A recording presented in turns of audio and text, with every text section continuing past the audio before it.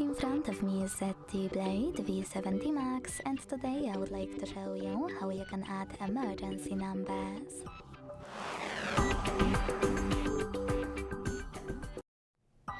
Begin by opening Settings and scrolling down to click on Safety and Emergency. Then select Emergency Contacts.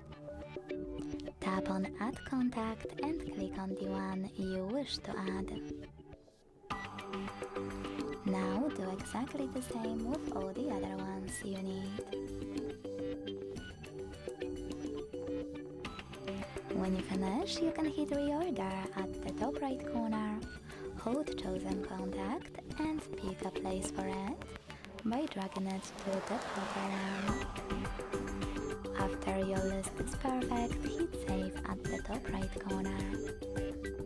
If you want to get rid of one of your contacts, use this X next to the one you wish to delete and hit Remove in the pop-up.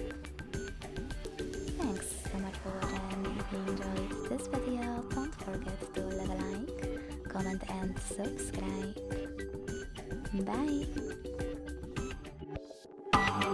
Bye!